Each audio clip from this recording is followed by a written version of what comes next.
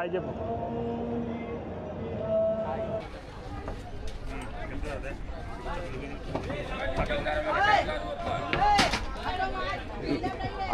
అటున్నారు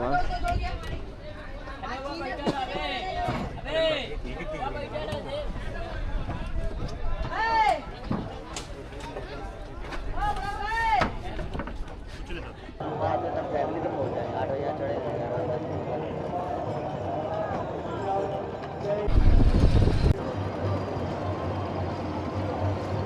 దాంట్లో ఏముంటుంది బాబు?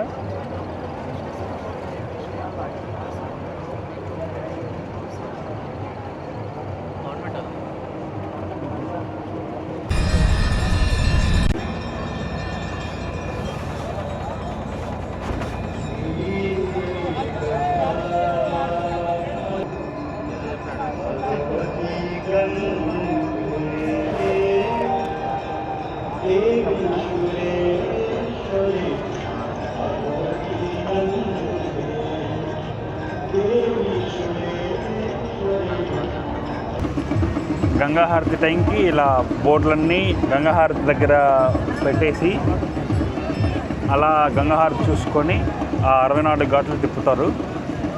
సో షేరింగ్లో వెళ్తే 64 ఘాట్లే చూపిస్తారు మోస్ట్లీ. ప్రైవేట్గా తీసుకుంటేనే మిగతా ఘాట్లు కూడా కవర్ చేస్తారు. సో నార్మల్గా అయితే 100 రూపీస్, గంగాహారతితో పాటు అయితే 200 రూపీస్. అక్కడి నుంచే స్లీపర్ సెల్స్ వస్తారు, మనల్ని తీసుకెళ్ళిపోతూ ఉంటారు. మీరు లేదు ఇక్కడికి వచ్చి బోట్ చూసుకుంటే కొంచెం బెటర్గా బోట్ తీసుకోవచ్చు. బట్ ఎలా అయినా ఏదైనా ఒకటే.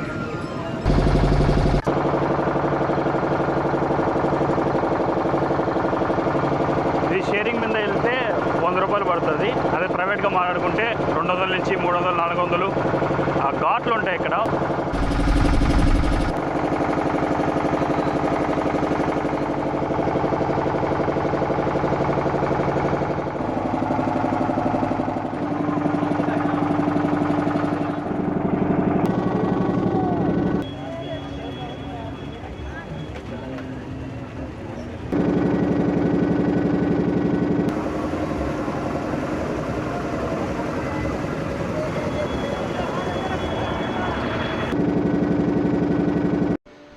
మీరు అక్కడ చూస్తున్నది గంగమ్మ దగ్గర ఉన్న బ్రిడ్జి.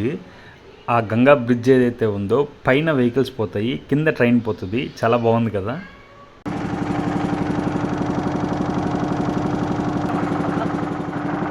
సో పడవలో ఒక రౌండ్ అలా వచ్చేస్తాం.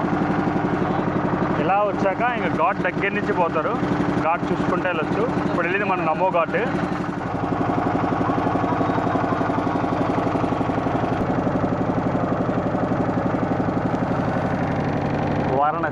వారణాసి అంటే 80 ఘాట్లు అలా చూపించుకుంటూ తీసుకెళ్తారు బోట్లో. ఇది రాజ్ ఘాట్. నమో ఘాట్ నుంచి స్టార్ట్ చేసి రాజ్ ఘాట్, తర్వాత అలాగే 80 ఘాట్లు ఉంటాయి. అవన్నీ చూపించి తీసుకెళ్తారు. కానీ మీరు మాట్లాడుకోవాలి ముందుగానే.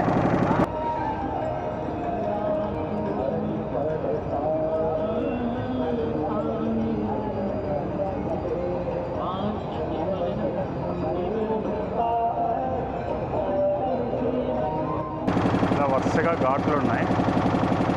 బ్రహ్మ ఘాట్, గాయ్ ఘాట్ అలా.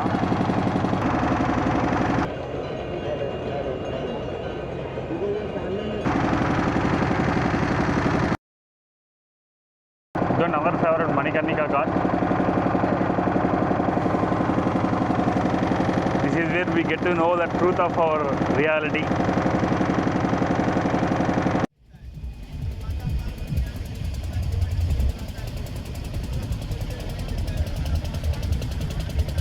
గంధపు చెక్కతో కాల్చిన, మామూలు చెక్కతో కాల్చిన, లాస్ట్కి మిగిలేది బూడిది.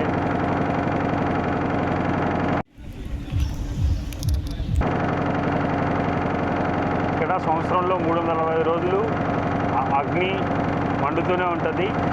రోజు ఆ కాల్చడం జరుగుతూనే ఉంటుంది. అది ఆ ఏరియాలో కాలుస్తూ ఉంటారు. మీరు తర్వాత వీడియోలో గమనిస్తే శివమందిర్ ఘాట్ పక్కనే మణికర్ణిక ఘాట్ ఉంటుంది. అంటే అదే ఆ మణికర్ణిక ఘాట్. ఎక్కడ చనిపోయినా కూడా ఆయన దగ్గరికి వెళ్తారని సింబాలిక్గా చెప్తున్నారు. మణికర్ణిక ఘాట్లో కాల్చిన వారి యొక్క బూడిదను ఒకరిది శివునికి అభిషేకం చేస్తారని విన్నాను. అలా చేస్తే మోక్షం వచ్చినట్టు అర్థం అంట. మనం ఇక్కడ ఇక్కడ స్టార్ట్ అయ్యాము. ఇక్కడ స్టార్ట్ అయ్యి ఆ చివరికి తీసుకెళ్ళి ఆ చివరి నుంచి ఇలా వచ్చాం. ఇది కాశీ విశ్వనాథుడి ఘాట్. ఇక్కడి నుంచే మన దర్శనానికి కూడా వెళ్తాం.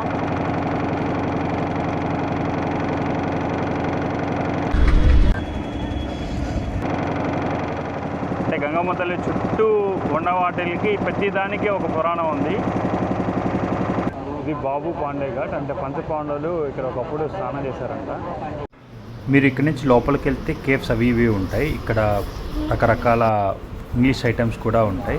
ఇక్కడ ఎక్కువ మంది ఇంగ్లీషర్స్ కూడా ఇక్కడే ఉంటారు. అదేవిధంగా లారీ మాసయ్య సమాధి దగ్గరికి వెళ్ళాలన్నా కూడా ఈ పాండే ఘాట్ దగ్గర నుంచే వెళ్ళాలి. ఈ దశరథ్ మేధా ఘాట్. శంకరాచార్యుల వారి నుంచి నేరుగా వస్తే ఇక్కడ గంగా హారతి జరుగుతుంది. నిన్న వెళ్ళింది ఇక్కడికే మనం హారతి కోసం.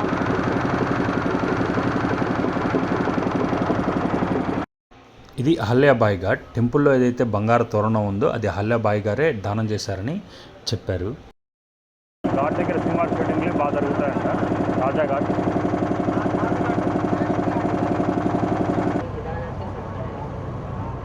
ఇది కేదార్ ఘాట్. కేదార్నాథ్తో సమానంగా ఇక్కడ పూజించుకుంటారు.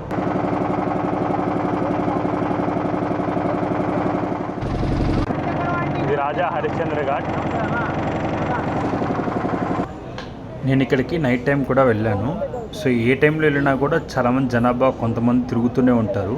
సో అంత భయపడాల్సిన అవసరం కూడా లేదు. వెళ్ళి ఎక్స్పీరియన్స్ చేయొచ్చు.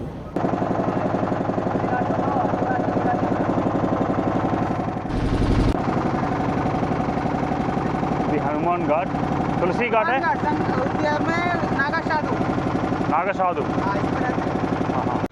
సో మాకైతే నాగసాధువులు కానీ అఘోరాలు కానీ ఎక్కడ కనపడలేదు. మహాకుంభవేళ టైంలో వరకు వస్తారని అన్నారు. ఇది 80 ఘాట్. Last ghat 80th ghat. పెద్దగా మేము ఎక్స్ప్లోర్ చేయలేదు, కానీ ఇక్కడ ఫెస్టివల్స్ అన్నీ కూడా జరుగుతాయంట. సో చూడొచ్చు, జనాభా కూడా చాలా ఎక్కువ మంది ఉన్నారు ఇక్కడ.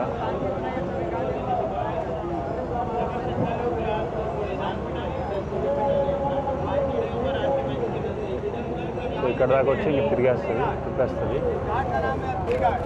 ఈ 80 ఘాట్ ముందు ఉన్నదే తులసి ఘాట్. ఇక్కడ కూడా ఆయన గురించి చాలా బ్యూటిఫుల్ స్టోరీ ఉంటుంది. ఒక్కొక్క ఘాట్కి ఒక్కొక్క విశిష్టత ఉంది. అదంతా తెలుసుకోవాలంటే అక్కడ స్పెండ్ చేసి అక్కడ వాళ్ళని అడిగి చాలా టైం పట్టేటట్టు ఉంది. నేను గమనించింది ఏంటంటే ఒక్కొక్క ఘాట్లో ఒక్కొక్క టెంపుల్, వాళ్ళు ఉండే విధానము అలా ఉండేటట్టు ఉంది. సో ఇది 80 ఘాట్. స్టార్టింగ్లో వారణ నది ఉంటుంది. ఆ వారణ నది 80 కలుపుకొని వారణాసి అనే పేరు వారణాసికి వచ్చింది. గాలి ఇక్కడ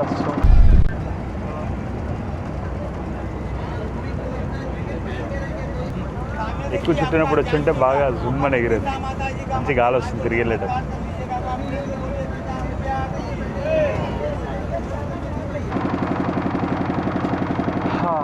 కాబట్టి 1కి స్టార్ట్ అయినా ప్రశాంతంగా ఇవ్వాలి. చాలా బాగుంది వాతావరణం. ఈ రైడ్ అయితే వర్తి. కంపల్సరీగా ఈ రైడ్ అయితే అన్ని ఘాట్స్ చూసుకుంటూ వెళ్ళాలి. కుదిరితే అక్కడక్కడ కొన్ని ఘాట్లు ఏదైతే ఇంపార్టెంట్ ఘాట్లు ఉన్నాయో అక్కడికి వెళ్ళి టైం స్పెండ్ చేసి చూడొచ్చు. మంచిగా గాలి వస్తుంది. చాలా బాగుంది.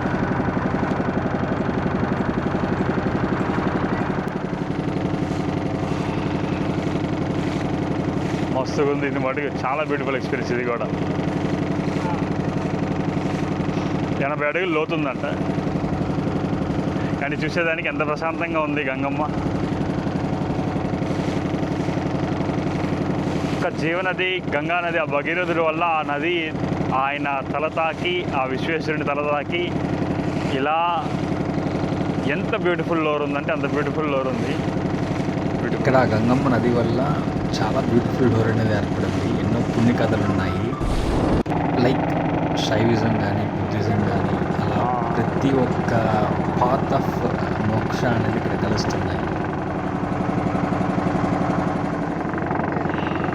ప్రైవేట్గా రావాలనుకుంటే మటుకు అలా తీసుకుంటారు. మాట్లాడుకొని ఇంకా నిదానంగా రావచ్చు.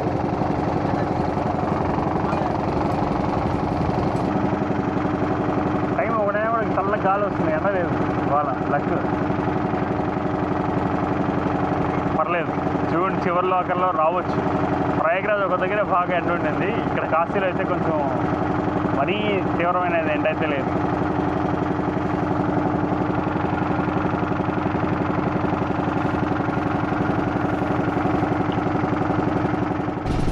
మనం చూడండి వీడికి వచ్చి నిద్రపోతుంది బోట్లో ప్రశాంతంగా నిద్రపోతుంది. అంటే ఏంటి అత్తయ్య వీడికి వచ్చి నిద్రపోతుందా?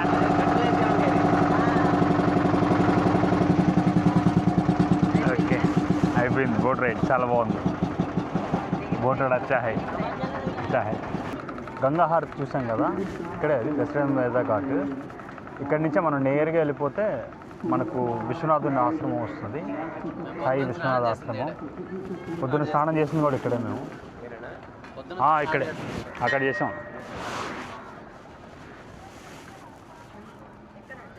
నేరుగా వెళ్తే టెంపుల్ కూడా దగ్గర దశరథ మేధా ఘాట్.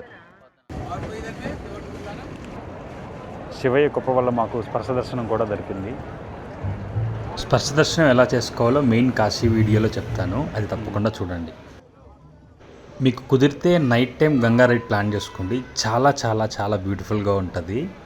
మాకైతే మార్నింగ్ బ్యూటిఫుల్గా ఉంది, ఈవినింగ్ ఇంకా బ్యూటిఫుల్గా ఉంది. అలాగే ఇక్కడ లైటింగ్ వర్క్స్ కూడా పెడతారు సాయంత్రం పూట, సో అది కూడా ప్లాన్ చేసుకోండి కుదిరితే. అలాగే ఇంకా సైట్ సీయింగ్ వీడియోస్ ఉన్నాయి, అవి నెక్స్ట్ రాబోతున్నాయి. లెంత్ ఎక్కువ అవడం వల్ల చిన్న చిన్న వీడియోలుగా పెడుతున్నాను. మా కాశీయాత్రకు సంబంధించిన అన్ని వీడియోలు తప్పకుండా చూడండి. ఈ కాశీయాత్రలో ఇంచుమించు అన్ని టెంపుల్స్ కవర్ చేశాము. సంకటమోచన హనుమాన్ టెంపుల్, విశాలాక్షి అమ్మవారి టెంపుల్, ఇంకా మనకు చాగంటి వారు దుండి గణపతి టెంపుల్ని విజిట్ చేయాలంటారు. ఆ ద్వారపాలకుడు అయిన దుండి గణపతిని ఎక్కడ చూడాలి, ఏ గేట్లో వెళ్తే తెలుస్తుంది, అన్నీ కూడా డీటెయిల్గా కవర్ చేస్తుంది. అదేవిధంగా వారాహి అమ్మవారిని ఎప్పుడు దర్శించుకోవాలి, ఏ టైంలో వెళ్తే మనకు మంచి దర్శనం అవుతుంది, లేదా స్పర్శ దర్శనం ఎలా అవుతుంది, ఎప్పుడు వెళ్ళాలి, వీటన్నిటి గురించి చాలా డీటెయిల్గా వీడియోస్ అనేది చేస్తున్నాము. లెంత్ ఎక్కువ కావడంతో అన్నీ చిన్న చిన్న వీడియోలుగా పెడుతున్నాను. ఎడిటింగ్ అంత బాగోకపోవచ్చు టైం లేకపోవడం వల్ల, బట్ కంటెంట్ అయితే ఖచ్చితంగా వర్త్ ఇట్. మీకు కనుక ఈ వీడియో దొరికితే మీ అదృష్టం, ఎందుకంటే చాలా క్లియర్ కట్గా ఇన్ఫర్మేషన్ అనేది ప్రొవైడ్ చేస్తున్నాను. So all the best for your Kashi trip.